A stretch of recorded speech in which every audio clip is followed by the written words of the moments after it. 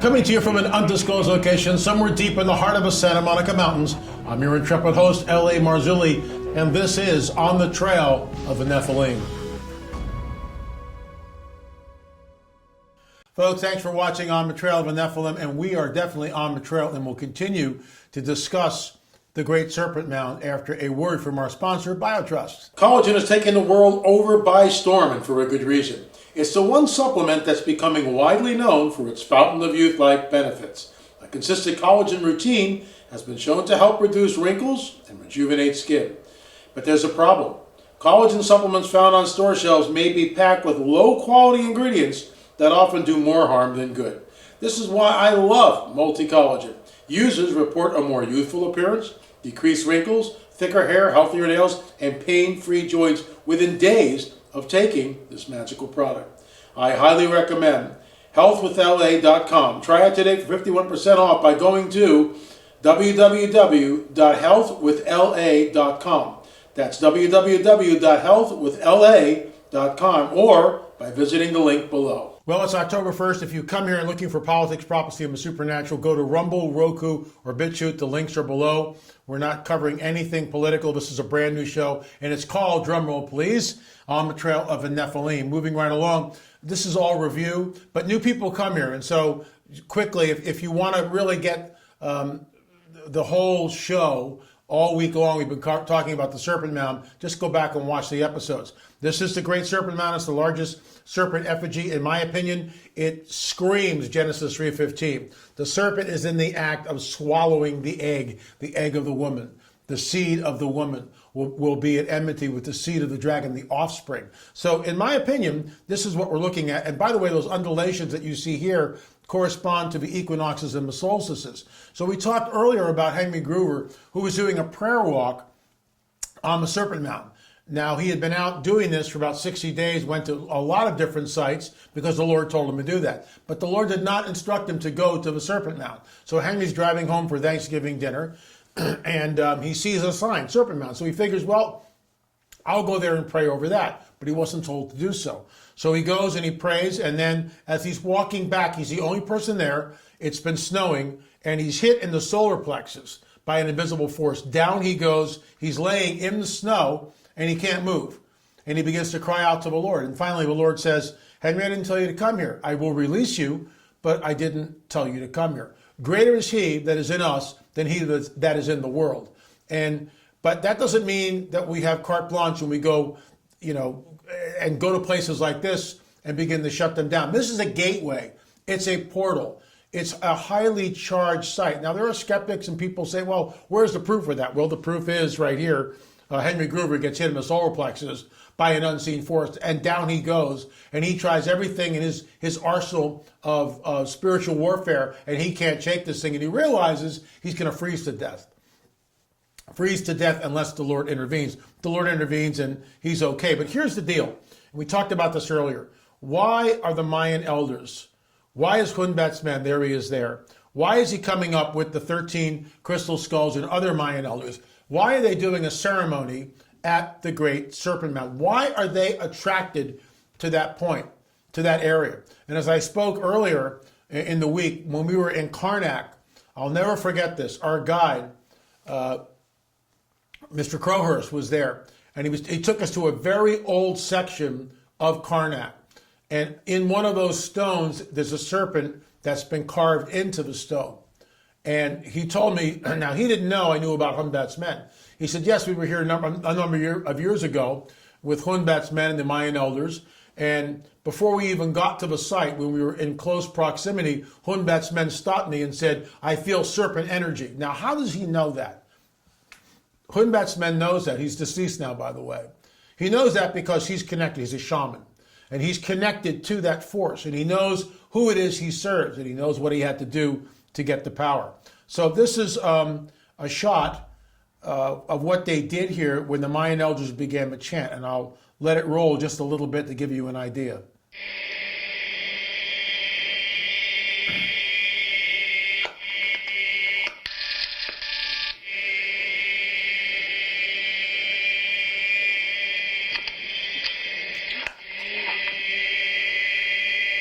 So you see that they're all singing one note. They're all in unison singing this one note, and it's reverberating. Why? What are they doing?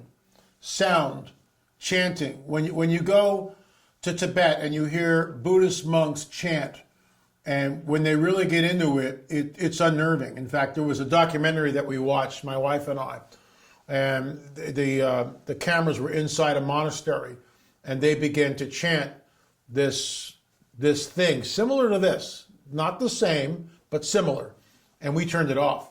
I said, "Oh my gosh, they're opening stuff up. This is what's happening here at the Great Serpent Mound." And what amazes me is that the other side, and this is the point of the entire week, what I've been trying to get to, the other side knows exactly what's there and what it's doing when it shows up with the 13 crystal skulls and it begins to do a ritual on the Serpent Mound. The church, for the most part, had no idea what was happening and didn't counter it. Now, there was a gentleman who went there last year and caused a big ruckus, and I'm not sanctioning that in any way, shape, or form. When we go to these sites, first of all, we don't own them, all right? And if we pray, we need to be told by the Lord what to do. There was a woman, I talked about this yesterday, Dolly, who decades ago, the Lord woke her up and told her to go there on a specific day, and she did that. There was a whole New Age gathering. But the Lord directed her steps. She didn't direct her steps. Just like Groover never should have been there, doing a prayer walk on that mound. These are highly charged sites. The other side, like Hunbet's men and the shaman and the New Agers that go there, the coven of witches that was there the same day Fritz and Peggy and I were there, they know who that site serves, who's the author of that site. And why is it always a serpent? It's always a serpent. The serpent does not denote wisdom. The serpent is the dragon, the dragon. So when we go to these sites, if you do visit the Serpent Mound, and the first time I was there, we prayed up like crazy in the car, and I was with Dolly and several other people, and then we went into it and we stayed on the path. You're not allowed to climb on the serpent anyway, but there's an asphalt path that goes all the way around it. And we walked the whole thing and talked, and I took some pictures, and later on we went back there and flew the drone, and Fritz and I discussed the Serpent Mound. That is in Mysterious Mound Builders. I think it's in the first film. But these are highly charged sites. And when we go there, unless we're told specifically by the Lord to do something, you can go and visit them, pray before you set foot on the mound, but there's nothing that will come up from the ground. No transference. I remember the first time my wife was at the Great Circle Mound in Ohio, same state, right? And she was in the Great Circle Mound, and all of a sudden she goes, "Oh my gosh, there's something coming up through the ground. I can feel it in my feet and my ankles. It's coming up." And we instantly prayed against that. When we were at the Great Circle Mound a number of years ago, there was a woman, Chief Joseph was praying, we were all praying, and she's standing here like this, and she's thrown violently backwards and lands at Chief Joseph's feet. That's in Secrets of the Supernatural, number 3. So, and Audrey comes in and talks about something coming at her and scratching her face while she was at the Great Serpent Mound, the Great Circle Mound. These are highly charged sites. Enter with caution, get prayed up. That's even if you want to visit them. We're probably going to do a tour, if this COVID thing ever lifts, of the mounds of Ohio, Great Serpent Mound, Octagon Mound, the Serpent Mound, obviously, Miamisburg, and we'll do a tour and lecture at all these different sites.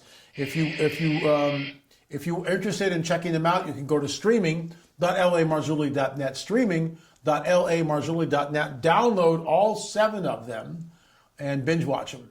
Let's get right into the whole UFO thing. There's a classic UFO disc with Pentagon UFO unit in the spotlight. Report mentions off-world vehicles not made on this earth. Remember, Luis Elizondo was on 60 Minutes. The interviewer asked Elizondo, "Mr. Elizondo, what do you think about UFOs?" Elizondo looked right at the camera and said, "Doesn't matter what I think. Your government is telling you that UFOs exist." Folks, UFOs are real, burgeoning, and not going away. So Demi Lovato comes out. "I had a beautiful and incredible encounter with aliens at Joshua Tree National Park." So here she is, and All I can tell you is this. It's a typical Disney trip where these starlets are groomed and all of a sudden they flip. Another one is Miley Cyrus. So you grow up with Hannah Montana and as a young girl and she's there and you identify with Hannah Montana. And all of a sudden Miley Cyrus, who plays Hannah Montana, flips out, right? And does all the stuff that she's known for now.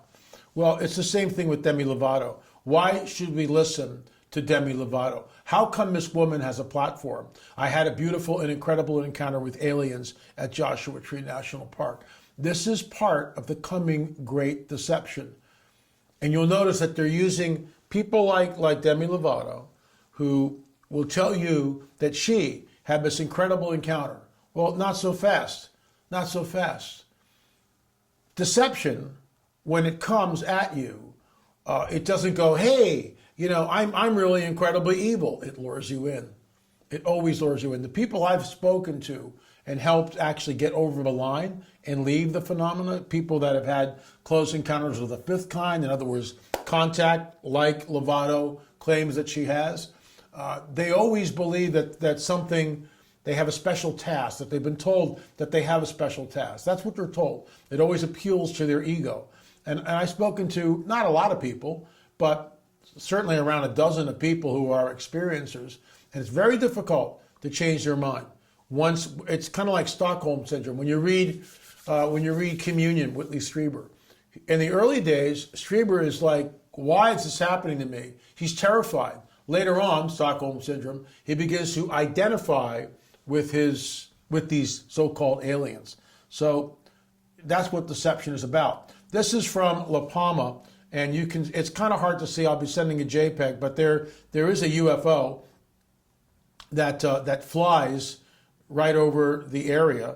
And the same thing happened here. Yeah, it's really hard to see, but I'll send the JPEGs to John Adam, who will edit them in so you'll have a better shot of it. So the bottom line is this, folks. The day of the fire, there was a UFO that was photographed right in the field behind our house. Right over the field, just sitting there. So, UFOs are often seen in volcanic activity, earthquakes, all sorts of weird stuff happening in the environment, massive fires, this kind of stuff. UFOs are reported. So, they're real, burgeoning, and not going away. This is the coming great deception. Remember, Jesus warns us, even the elect would be deceived if that were possible. Let's go back to Demi. Even the elect would be deceived. The end game is deception. That's what the end game is here. And that's why we made the film UFO Disclosure. It's free. It is absolutely free. You can go right here on YouTube, download it for free, or streaming.lamarzulli.net. Download it, watch it, binge watch it, pop some popcorn, invite the friends over.